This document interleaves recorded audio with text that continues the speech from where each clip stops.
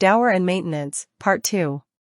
In the last section, we dealt with the philosophy of the dower and the reason why it came into existence. It will by now be clear that the basis of the dower is the fact that in relations between man and woman different roles are assigned to each of them by the law of creation. It will also be clear that the dower originates in man's feelings of kindness and gentleness, and not from his harsh, domineering, and possessive characteristics. The woman's own part in this matter is her characteristic attitude of self-restraint, and not feebleness or lack of strength of will. The dower is a contrivance of the law of creation to raise the worth of woman and to elevate her to a higher status. The dower gives personality to a woman. For woman, the moral value of the dower is greater than its material value. 1. The customs of the pre-Islamic era that were abolished by Islam. The Holy Quran abolished the customs of the time of ignorance, the pre-Islamic period, concerning the dower and restored it to its original and natural position. In the pre-Islamic period, fathers and mothers of girls considered the dower as their right in lieu of their services in having brought them up and nursed them. In Al-Kashaf and other commentaries, it is written that when a daughter was born to someone and somebody wanted to congratulate him, he used to say, Hani and Laka Nafija, that is, congratulations, may she be a source of wealth, lit. A pouch of musk, for you. This was an allusion to the fact that father of the girl would marry her in future and would receive the dower. In pre-Islamic days, fathers, or in case they had died, the brothers believed they had the right of guardianship and power over daughters. In the first place, they married their daughters according to their own choice and not according to the will of the girls, and, in the second place, they considered the dower of their daughters to belong to themselves and not to their daughters. They also used to exchange daughters. The custom was that one man used to say to the other, I will marry my daughter, or sister, to you in exchange for your daughter, or sister, becoming my wife. The other man, then, would agree to it. In this way, each one of the two girls became the dower for the other girl, and was married to the father or brother of the other girl. Such a kind of marriage was called a shigar marriage. Islam annulled this custom. The Holy Prophet commanded, La shigara fi al-Islam, that is, the exchange of daughters or sisters, is forbidden in Islam.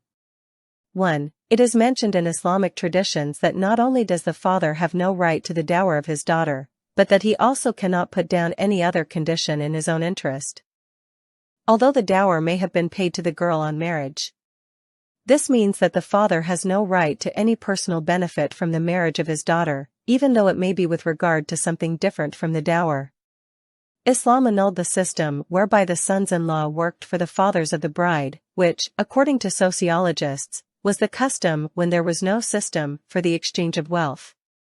The work of the sons-in-law for the fathers of the brides was not only because the fathers wanted to profit from their daughters. There were other causes and motives also, and, quite possibly, it was necessary at one stage of civilization, and, to its own extent, was not oppressive. However, such traditions were certainly practiced in the ancient world. The story of prophets Moses and Shu'aib, which is told in the Holy Quran, is evidence of existence of such custom.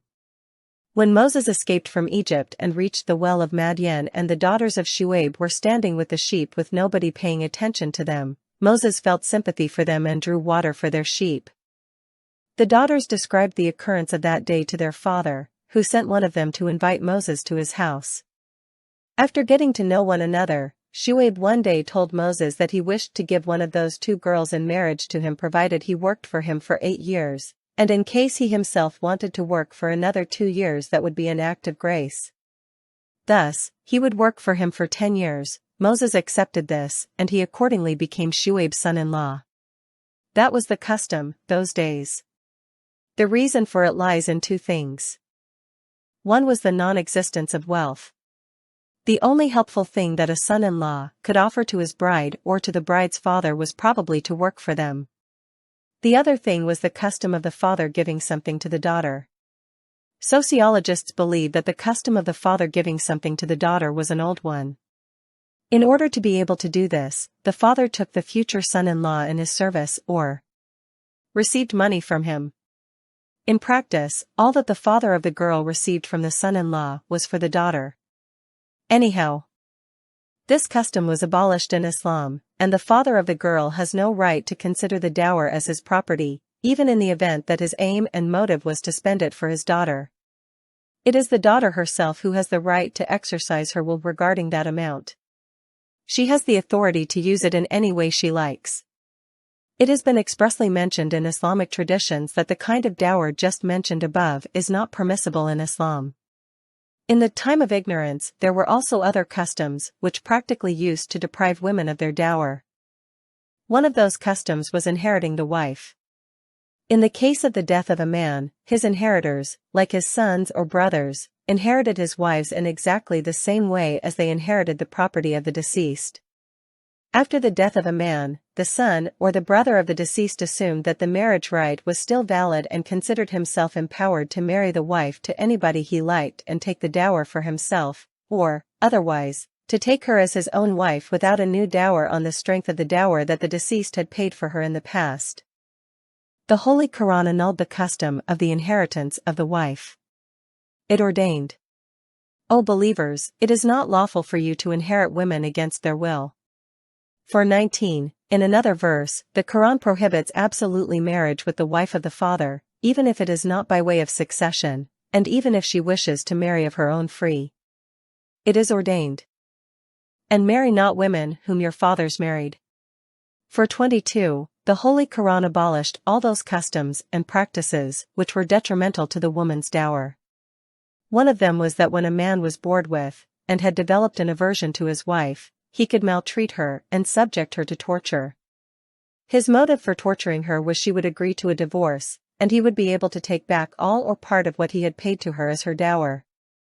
The Holy Quran ordered, "Neither debar them that you may go off with part of what you have given them."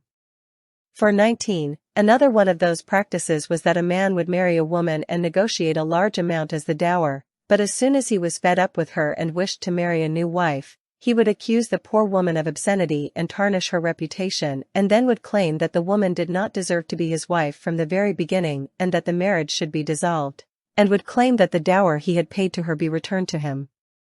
The Holy Quran took notice of this practice and forbade it. 2. Islam has its own specific system of dower. One of the undisputed laws in Islam is that a man has no right over the property or labor of a woman. He can neither order her to do a particular job of work for him, nor take without her permission the money which she may have earned by doing some work. In this respect, a woman and a man have equal status, in contrast to what was the usual practice in Christian Europe up to the beginning of the 20th century. According to Islam, a married woman is not under the control of her husband as far as her business dealings and her rights are concerned. She is perfectly free and independent in the execution of her business affairs. In spite of the fact that Islam gave woman this much financial independence from her husband, and in spite of the fact that it did not assign any right to him over her wealth, over her work or over her dealings, it did not annul the dower system. This in itself makes it evident that according to Islam it is not the meaning of the dower that the man should derive financial benefit from the woman, and should exploit her physical power. So we arrive at the conclusion that Islam has its own system of dower. This system of dower and its rationale should not be mistaken for the other systems of dower, and the objections that are reasonable when made against the other systems should not be considered applicable to this system too. 3. Rule of nature. As we said in the former sect, the Holy Quran explicitly mentions that the dower is a gift. The Quran considers this present or gift to be obligatory. It has scrupulously observed the obscurities of human nature, in order that both man and woman, each of whom has been assigned his or her special role as regards their mutual affections, should not forget that the need for the dower is insisted upon. The role of woman is that she should respond to the love of man. A woman's love is good when it is a reaction to the love of a man, but not as the instigator of that love. An instigating love from a woman, that is, a love that begins from the woman without. The man has desired her, is bound to fail, and is a cause of the diminishing dignity of the woman. On the other hand, the love which develops in a woman in response to the love of a man will neither fail itself nor will it discredit the personality of the woman. Is this because a woman is not faithful and because the love of a woman is unstable and so one should not trust the love of woman? This is both true and false. It is true when the love originates from the woman. If woman takes the lead in loving a man and makes him the object of her love, the fire of her love is soon extinguished. One should not trust this sort of love. And it is untrue when the fire of the love of a woman is kindled as a reaction to the true love of a man and in response to his sincere love. This kind of love is practically impossible to do away with. It fails only when man's love becomes cold, and then, of course, the woman's love comes to an end. The love which is natural to a woman is this form of love. The reputation of a woman for faithlessness comes from the first kind of love, and the tributes that are paid to her faithfulness relate to cases of love of the second kind. If society wishes to place the relations of a husband and wife on a sore footing, there is no alternative but to observe the path that the Holy Quran has ordained.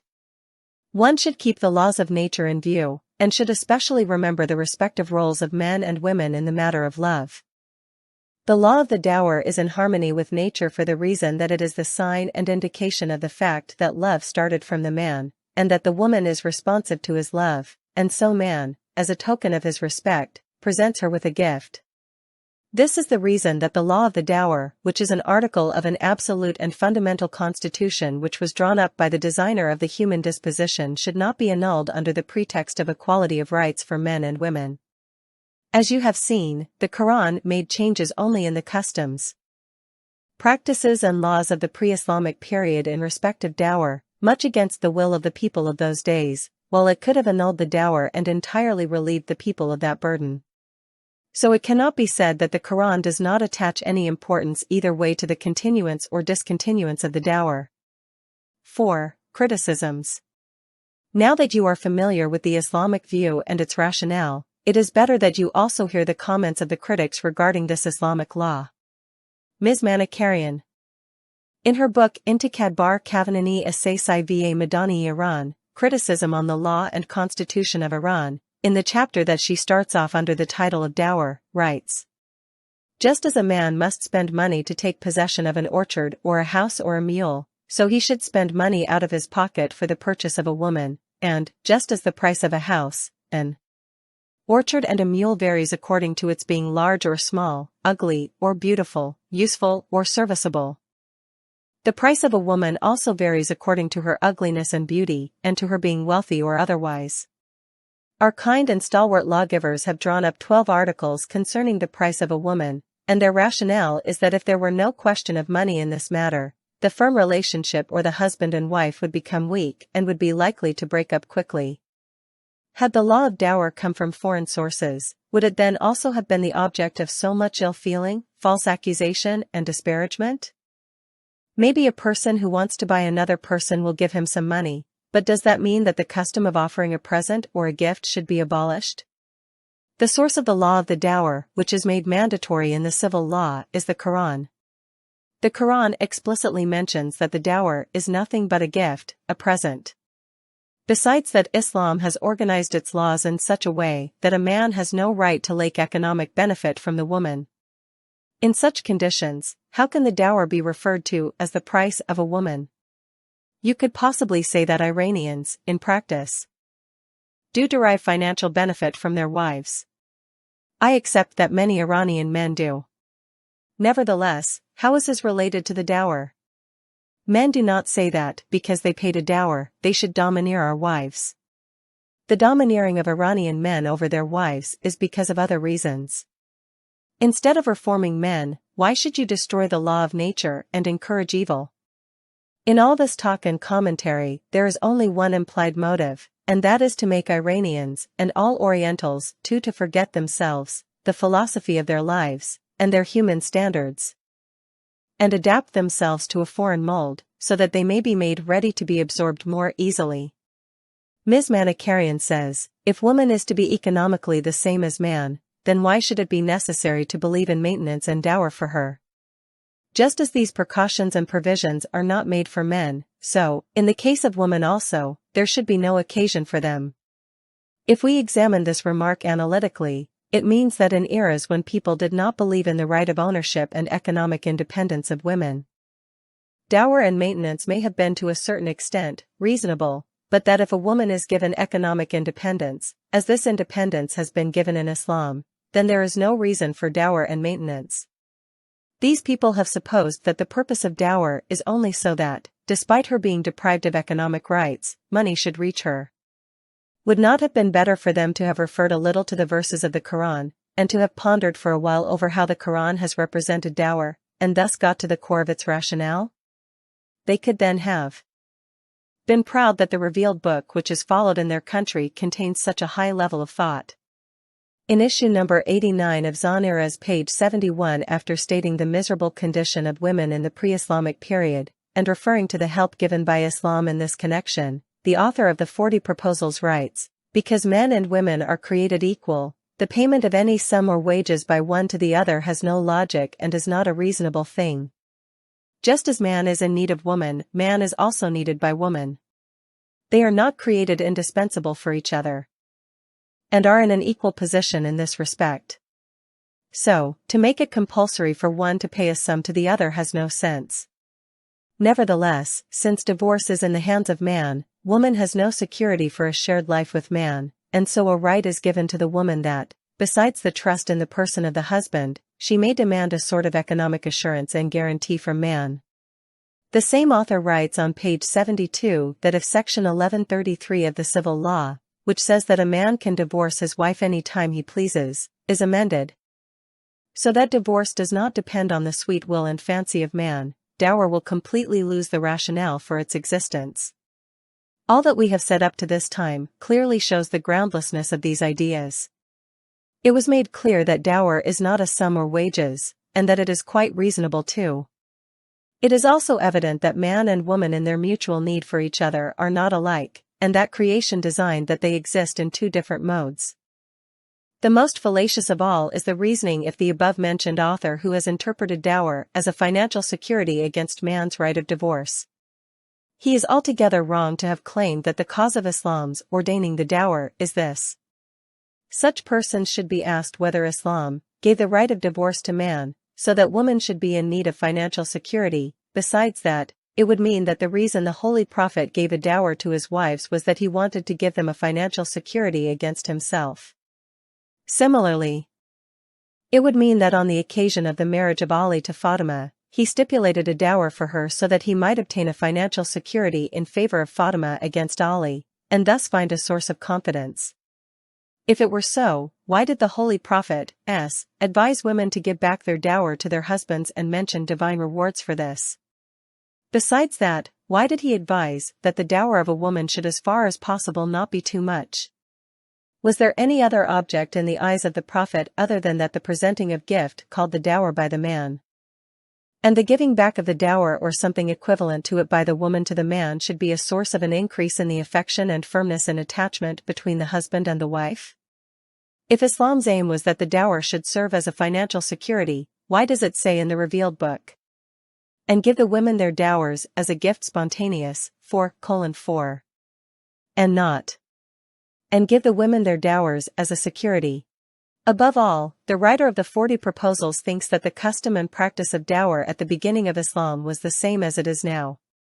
Nowadays, no doubt, the practice is generally that the dower has an aspect of a guarantee and an undertaking, that is, the man makes an agreement for a certain amount in the form of dower, but the woman does not generally demand it, except on the occasion of a difference or dispute that might arise between them. This kind of dower can transform itself into a security. In the early days of Islam, the practice was that the man used to give as a dower in money or in kind, anything that he undertook to part with. So it cannot be said that the object of Islam on ordering the dower was to provide woman with a financial security. History shows evidence that the Holy Prophet was never ready to hand over a woman to a man without the payment of the dower. An incident is reported with a slight difference between the Shi'ah and the Sunni books that a woman came to the Holy Prophet and stood before the gathering. "O Messenger of Allah," she said, "accept me as your wife." The Holy Prophet, in respect of the request of the woman, kept silent and said nothing. The woman sat down in her place. One of his companions stood up and said, "O Messenger of Allah, if you are not ready, I am prepared to accept her as my wife." The Holy Prophet asked, "What would you submit as a dower?" "I have not got anything," was the reply. "This cannot be. Go to your house, perhaps you will find something there to give as a dower to this woman," the Prophet said. The man went to his house, came back and said, "I could not find anything in my house." The Prophet said, "Go again and look well, if you can find a metal ring, even that would suffice," said the Prophet. He went twice and came back and said, "I cannot find even a metal ring in my house. I am ready to present her with the clothes that I am wearing as her dower." Another one of the companions, who knew the man, said, "O Messenger of Allah, by Allah, this man has no other clothes except those he is wearing. So half of the clothes may be assigned as the dower of the woman." The Prophet said, "If half of these clothes are to be the dower of the woman, who will wear which half? If one of them wears them, the other will remain undressed.